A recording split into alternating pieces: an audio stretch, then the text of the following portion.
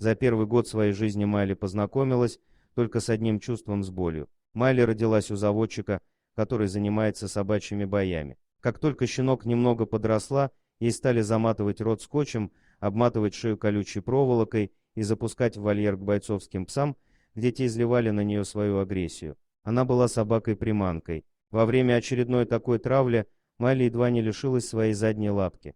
Поняв, что выжить у собаки шансов мало, заводчик выбросил ее на улицу. Все эти факты были выцарапаны, вырваны и выгрызены на ее измученном тельце шрамами. Ветеринары увидели и составили полную картину того, что этой несчастной собачке пришлось пережить. Эту историю волонтеры приюта рассказали на своей странице в тот день, когда Майли попала к ним. К сожалению, приют не мог позволить себе операцию по ампутации лапки, и было два варианта: найти тех, кто поможет Майли, или эвтаназия. Аманда Холли, как только увидела этот пост в Facebook, тут же связалась с приютом и сообщила, что уже едет к ним, чтобы забрать Майли к себе. Через пару часов женщина забрала Майли, и животное оказалось в безопасности впервые в своей короткой жизни. Она даже не поднимала глаза, чтобы посмотреть на меня.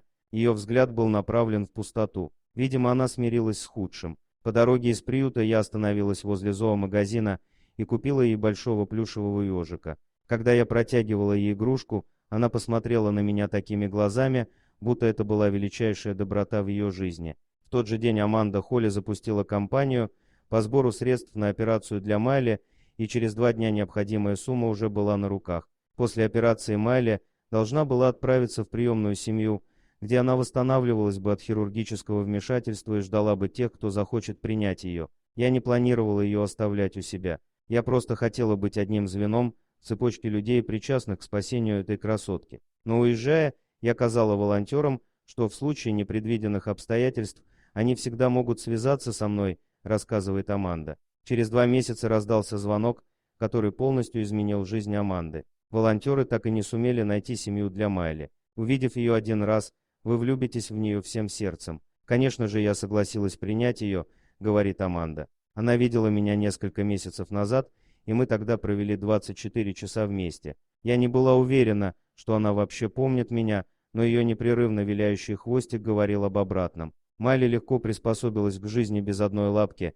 и теперь не ощущает дискомфорта. Но главная ее победа психологическая. Несмотря на то, сколько боли и страданий ей причинили люди-собаки, в первый год ее жизни она сумела всех простить.